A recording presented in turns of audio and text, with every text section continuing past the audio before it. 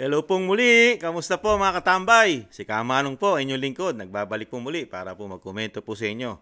Dito po sa Tambayan Makabayan, komento po na inyong lingkod. Ito po, umpisa na po natin mga katambay. Komentuhan po natin ito. Ito pong mga sinasabi po natin, di umano, mga dagdag problema po at pasakit sa ating bansa. At lalong-lalo po sa ating mga kabataan, sa ating mga anak. Ito po mga katambay, talagang ipinaikita na po sa atin na ang tingin po nila talaga sa kanilang grupo o samahan. Ito pong samahan po ng Makabayan Black. Talagang tinatangkilik po siya. Sila yata ay tinatangkilik nating mga Pilipino sa kabila ng kabila-kabila o patong-patong na nagiging problema po natin sa mga ito mga katambay. Ito po, nag-file na po ng kanila pong itong grupo po ng kanilang senatorial lineup, itong Makabayan Black mga katambay. At ito po, dapat po ito po isang babala po ito sa ating mga kababayan na wag na wag po natin ng tangkilikin o ni isa man dito ay maglingkod muli o maglingkod sa ating bayan mga katambay. Napakalaking problema. Komento na inyong lingkod. Ito, pakinggan po natin ang balita at komentuhan po natin mga katambay ang grupo na ito. Dante, ano na ang latest dyan sa filing ng COC?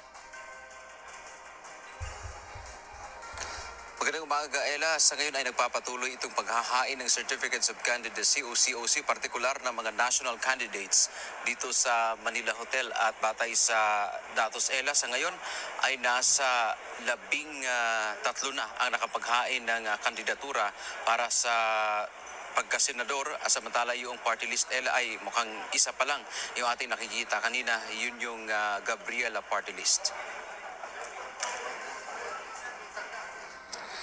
Sa ika-4 na araw ng paghahain ng Certificates of Candidacy o COC para sa May 12, 2025 midterm elections, una naghain ng kandidatura ang mga aspirants para senador ng Makabayan Black.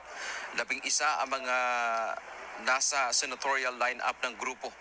Kabilang narito si Gabriela Party List Representative Arlene Brosas, Representative Franz Castro ng ACT Teachers Party List, Teddy Casino ng Bayan, Modi Floranda ng Piston, Lisa Maza ng Gabriela, Mimi Doringo mula sa Kadamay, Ronel Arambulo ng Pamalakaya, Jerome Adonis ng Kilusang Mayo Uno o KMU, Amira Lindasa ng Sandugo Movement of Moro and Indigenous Peoples, Danilo Ramos at Jocelyn Andamo. Kabilang sa isusulong anya ng mga ito, Ella, ay kapag naluklok nga sila sa Senado, ay yung wakasan ang kontraktualisasyon, pagsulong sa karapatan ng ating bansa sa West Philippine Sea. Ayon kay Representative Franz Castro, ay tututulan nila na magkakaroon ng confidential funds ang lahat ng ahensya ng gobyerno. Samantala, si Representative Brosas naman ay sisikapin umano na magkaroon ng pagbabago sa desisyon ng Korte Suprema na binibigyan ng Good Conduct Time Allowance o GCTA ang mga heinous crimes offender tulad ng rape at murder. Paliwanag ni Brosas, ang mga mabibigat na krimen ay hindi dapat pagkalooban ng GCTA ang mga may kagagawa nito. Bukod dito, isusulong din umano ng kanilang grupo ang mga panukalang batas para sa mga mahihirap tulad ng mangingisda, magsasaka at pagtugon sa kapakanan ng health workers. Ella, batay nga sa kasaysayan ng paghahain ng kandidatura ng Makabayan Black, ito na yung pinakamaraming senatorial slate na kanila ngayong naghain ng COC. Sa mga nakaraan kasi, gaya ng 2022 national local elections, kung di tayo nagkakamali ay 2 lamang ang kanilang kandidato at walang pinalad sa kanilang manalo. So sa ngayon, Ella, ang kanilang target ay mayroon ng mailuklok mula sa Makabayan Black na kanilang miyembro. Yan ang ating balita. Mga katambay, siguraduhin po natin mga katambay na ni isa doon man sa sinasabi nilang may palarin man itong susunod na halalan sa susunod na taon. Kasi noong 2022, wala pong pinalad po sa grupong ito. At ngayon po, umaasa po sila na may papala rin po, mga katambay. Mga kababayan ko, wag na po natin na bigyan ng pagkakataon ito, itong grupo na ito. At napakarami na po at napakabigat na po ng pinagdadaanan ng ating bansa sa bagong Pilipinas, mga katambay. Idadagdag pa itong grupo na ito. At bantayan din po natin, mga katambay, mga kababayan. Tayo po ang mga botante, hindi po sila. Tayo po ang magluluklok sa mga ito. Wag na wag po sana makapasok ni isa man dito, mga katambay. Lalo-lalo na sa Kongreso. Yung bantayan po natin ang mga party list po nito. Kilala naman po natin ang mga party list ito, mga katambay, itong grupo na ito. At bantag na po sa atin ito, mga katambay. Kaya dito po, at least po ngayon, dinamihan na po nila at bantad na po sa atin itong grupo na ito dahil marami na po sila. Ito po, nabanggit po ng balita, itong grupo ng Makabayan Black, itong senatorial lineup nila. Siyempre, sa pangunguna po ng si Arlene Brosas, mga katambay, matagal na rin po ito na nasa Kamara o sa Kongreso. At lalong-lalo po itong napaka-spoiled. Napaka-spoiled po ito sa bagong Pilipinas at lalong-lalo po sa Kamara, sa Kongreso. Dahil ito po ay convicted na po ito ng kasong child abuse. Pero nananatili pa rin po ito na nanunungkulan po sa atin bilang isang congress o congressman o congresswoman o isang representative, mga katambay.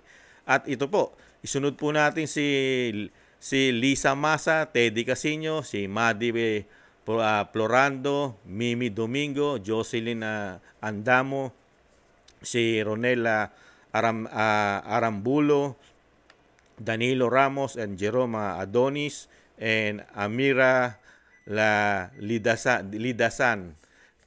Ito po, bantayan po natin ito, mga katambay. At ito naman po madali naman po natin makilala dahil grupo po ito At checkin po natin at talagang i-ekesan na po natin itong grupo na ito, mga katambay. I-ekes na po natin ito lahat, pati po ang grupo ng party list nito, mga katambay. I think magbabalik po yung iba nito. Yung mga hindi po nanalo noong mga panahon po ng 2022 na hindi pinalad din sa party list, ay babalik po yan, mga katambay, sa party list. Iwasan na po natin yung mga grupo na yan. Yan po ay napakabigat at napakatagal ng problema at nagpapabigat po sa ating bansa. Lalo po sa ating mga anak, mga katambay. Ating mga anak at mga susunod pang henerasyon ng ating lahi, kung ito'y mananatili pa po dito po sa sinasabing paglilingkod kuno di umano sa gobyerno na wala naman pong nagagawang tulong sa atin, sa ating bansa, mga tambay. Ano po yung mga sinasabi nilang gagawin pag sila'y nanalo? Matagal na po sila na po pwede nilang gawing batas nung sila'y nasa Kamara. Bakit hindi po nila nagawa? Ngayon nga lang po di ba? Nung maupo ang bagong Pilipinas, di ba? Nagtetaing kawali sila. Wala silang nakikita na problema po at korupsyon. Yung sinasabi lang, wawakasan daw po ang confidential fund na sinasabi ni convicted ng child abuse na si Franz Castro. Sinasabi niya na wawakasan niya raw po ang confidential fund kung siya'y papalarin, mga tambay, sa Senado.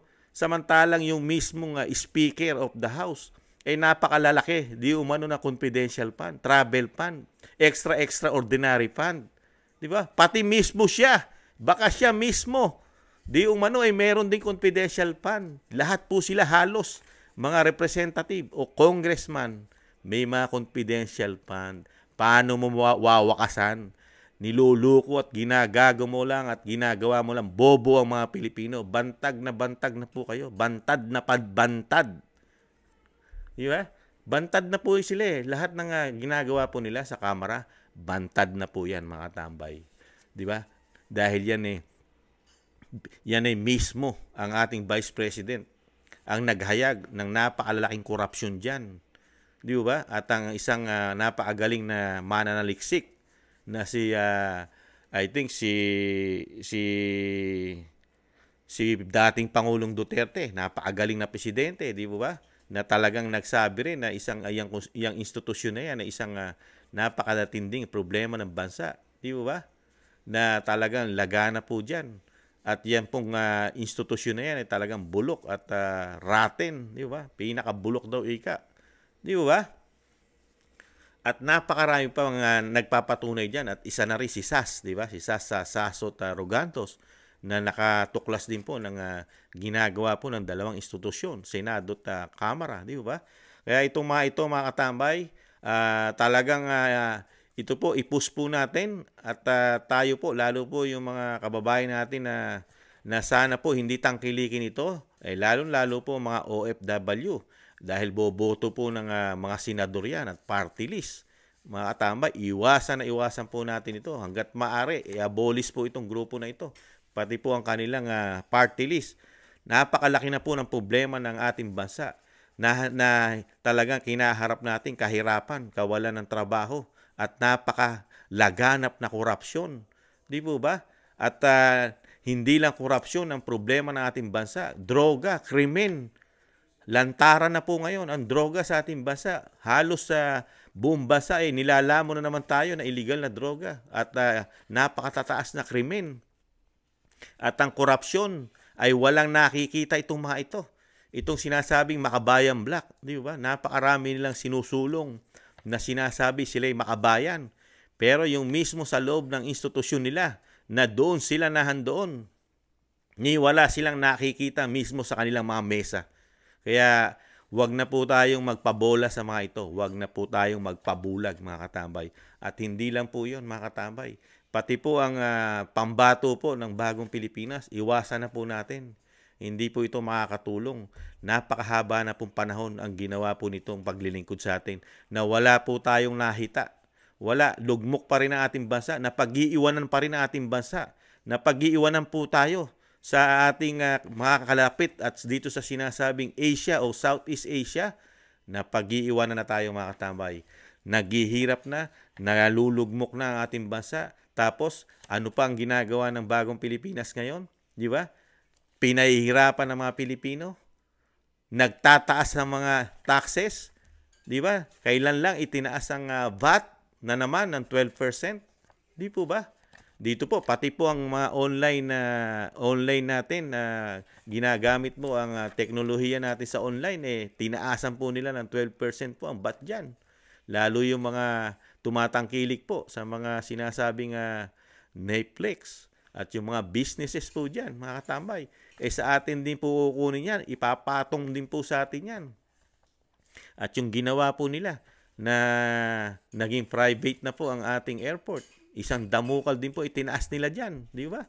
Napakarami pong patong-patong at pasan-pasan po ng taong bayan dito po sa ginagawa po nila na sinasabi nila makakatulong po sa ating bansa dahil makakalikom ng mga malalaking taxes di umano. Pero sa kabila sila rin ang hawak nung nalilikom na yon na hindi po natin nararamdaman. Yung taxes na naiipon nila kuno at ginagawa nila na makalikom ng napakalalaking kayamanan o pera, numero. Di po ba? Pero hindi ramdam ng mga Pilipino. At yung mga proyekto na sinasabi, hanggang salita lang daw po. Hanggang speech lang, mga katambay. Nawawala raw po di umano ang ating kaperahan at pati nga ang ginto ng ating bayan, ng ating bansa, ay nawawala rin daw po di umano, pati ginto. Biruin mo yun. Na wala pong kibo ang grupo ng Makabayan Black dyan. Wala po silang kibo dyan. At dito sa mga sinasabing proyekto na nasasayang katulad ng flood control, wala rin kibo dyan ng Makabayan Black. Yan sinasabing magagaling na sila Arlene Brosas at si Franz Castro, yung mga active pa sa Kamara, di ba? At kasama na si Raul Manuel, yan yung mga Makabayan Black sa Kamara, di ba? Mga walang nakikitang anomalya yan sa gobyerno natin, mga katambay. Ang nakikita lang nila yung confidential fund ni Vice President Sara. Parang kilaki-laki kaysa ron sa sinasabing bilyon tinatangay ng baha.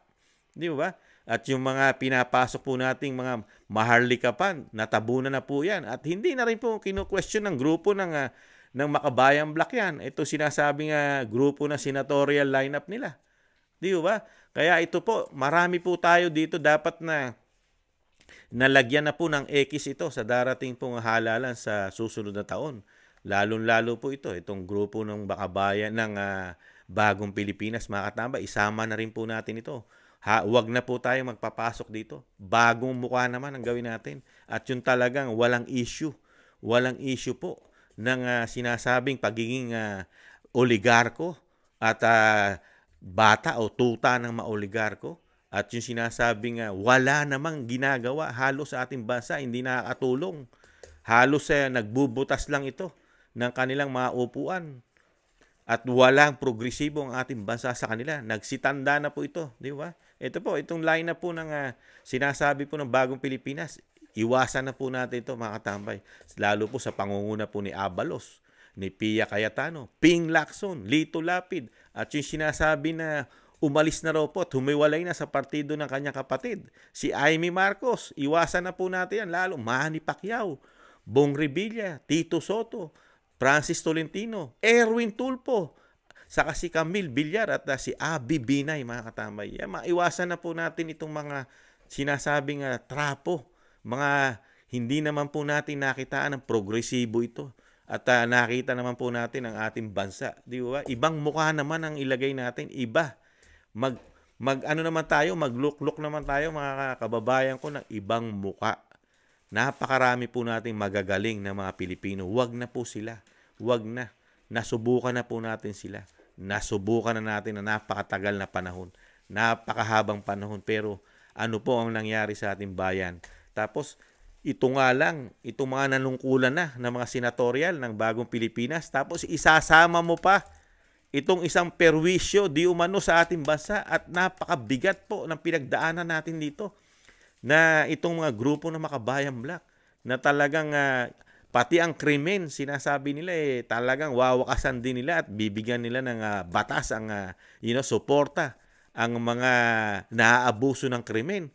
Samantalang ang unang nagbibigay ng krimen ay yung kanilang grupo na NPA, mga makakaliwang grupo. Di umano, di po ba? Ano po ang ginagawa niyan? Sa napakatagal na panahon, itong grupo ng NPA na sinusuportahan nila, ayon na ito sa Vice President at kay dating Pangulong Duterte. Di ba? Ano ginagawa niya? Napakaraming krimen sa napakatagal na panahon. Di ba? Pero hindi nila tinutuliksayan ng Makabayan Black. Di ba? Kaya wag na po. Wag na po natin papasukin ito mga katambay. Mga kababayan ko, iwasan na po natin ito. Malaking kaginhawahan po. Kabawasan po ng problema ng ating bansa. At malaking kabawasan po ito sa problema nating mga magulang. Itong grupo na ito. Ni isa, wala sana makapasok dito. Lalo po sa grupo ng Bagong Pilipinas. Wag na rin po. Napakalaki po ng problema po na dadanasin natin dito sa grupo rin ng Bagong Pilipinas. Mga sanay na po ito. Sanay na. Inugatan na po ito. Alam na nila ang proseso kung paano gagawin sa pera ng bayan. Kabisado na po nilang lusutan. Kayang-kaya na nilang lusutan, mga katambay. At itong Makabayan Black na ito, yung senatorial lineup, wag po tayong maniwala sa mga propaganda nito. Sa mga propaganda nila, bantad na po ito, mga katambay. Wag na po. Kahit ano po sabihin nila na sila'y gagawa at meron silang mga planong magaganda sa ating bansa, sa ating mga Pilipino, wag na po tayong maniwala. Dahil nakita na po natin kung saan sila pumapanig. Dadalhin lang po tayo sa malaking problema na naman. Matagal na po ito. How many long years na po ito na problema ng bansa. Nabawasan lang po ang problema natin nung maluklok po sa pagiging presidente ang dating Pangulong Duterte. Sana, nangihinayang lang po inyong lingkod, hindi po nagtuloy-tuloy. Hindi po na-continue yung napakagandang progresibo po sana na mawakasan po, mawala na ng tuluyan ang grupong ito. Lalo po ang makakaliwang grupo. Sayang, nakapanghinayang po. Ngayon po, lumalakas na naman sila mga tambay. Lumalakas na naman. Tingnan nyo po, paano po natin sasabihin hindi lumalakas? Noong 2022, 2 na lang po ang pambato nila. Di po ba napakahina na nila? Pero ngayon, 11 ang pambato ng Makabayan Black. Ibig sabihin po nito, lumalakas sila. Di ba? Dahil nga, meron po itong nagiging protection sa taas yata. Mukhang may protection na natatanggap dahil lumalakas ang grupo nila. Nadadagdagan. Di ba? Pati ang kanilang pambato, nadadagdagan. ikumpara mo noong 2022 na talagang hirap na hirap sila makapanalo o maipanalo yung mga gusto nilang makaupo sa pwesto. Kaya wag na po natin hayaan yung nasimulan po ni dating Pangulong Duterte. Wag po natin pabayaan itong susunod na taon na makapasok pong muli ito at madagdagan kahit ni isa. Wag po tayong pumayag na may makapasok. Ngayon po tayo may karapatan at may kapangyarihan po tayong mga botante, mga Pilipino. Talinuhan na po natin. At lalong-lalo po ang grupo po ng Bagong Pilipinas. Wag po nating na magpapasok mga katambay. Kasi magkakaproblema po ang ating bansa. Makokontrol po nila. Lalong-lalo po ang Bagong Pilipinas. Makokontrol na po nila lahat. Lahat ng gusto nila, magagawa na nila. Magagawa na po nila. Lalo po pagka nakuha na nila lahat, ang sinasabi pong Senado at Kongreso, napakadali na po nilang gawin yung mga gusto nila. Lalo po yung baguhin po ang ating saligang batas, mga katambay. Yung sinasabi nilang tsa-tsa at yung sinasabi po ni dating Pangulong Duterte na magkakaroon tayo dahil nga pinaplano daw nila na magkaroon na tayo ng Prime Minister, baguhin ang ating saligang batas, na sila-sila na lang, di umano, ang magkakaroon po ng kapangyarihan na hindi na pwedeng mawala sa ating lipunan kung mababago nila ito. Di po ba? Huwag po tayong pumayag, mga katambay. Alam na po natin ngayon, natuklasan po natin ang mga karakas po ng mga politiko sa atin na sa napakatagal na panahon, ginatasan lang tayo ng ginatasan, para silang mga linta. Para silang mga linta, di umano, sa pera po ng taxpayer. Linta. Nagsiyama na po sila. Pati po itong grupo ng Makabayan Black, nagsiyama na rin po ito. Nagsiyama na rin po sa pera ng bayan, sa pera ng mga Pilipino, sa pera ng taxpayer. Nagsiganda na po ang buhay nito. Lalong-lalo na po itong mga nakaupo. Si Arlene Brosas, convicted ng child abuse, Franz Castro. At sinasabi po natin itong si Raul Manuel, nagsiyama na po itong mga ito, di umano. At isama pa natin dito sila Teddy Casino at marami pa pong grupo ito, mga katambay. Marami pang grupo. Alam naman po natin ang mga grupo nito, nasa napakatagal na panahon na talagang ito po bantad na sa atin, mga katambay. Kaya po, muli po nagpapaalala si Kamanong, wag po. Iwasan po natin at wag po nating bigyan ng pagkakataong muli itong grupo na ito. Ngayon po, itinodo na nila, 11 na po ang ginawa nilang senatorial lineup ng Makabayan Black. At least, isilid na po natin ito at i-plus na po natin ito sa inidoro, mga katambay. At isama na rin po natin yung mga trapo at yung mga politiko na nagsitanda na, lalong-lalo po sa pambato ng Bagong Pilipinas, mga katambay. Muli po si Katambay Manong, ingatan nawa po, mga katambay, at maraming salamat po sa mga gusto po ng ating maliit na channel, Tambayang Makabayan, sa YouTube at TikTok. At maraming salamat din po sa mga nagla-like, share, and subscribe, at sa mga nagko-comment. Maraming salamat po, mga katambay. Paalala pong muli, wag na po natin tangkilikin itong mga politiko na ito, Makabayan Black, politika, itong mga senatorial lineup, at syempre po, ang grupo po ng ini-endorso po ng Bagong Pilipinas. Wag na po, mga katambay. Paalam po, ingatan nawa. Bye-bye.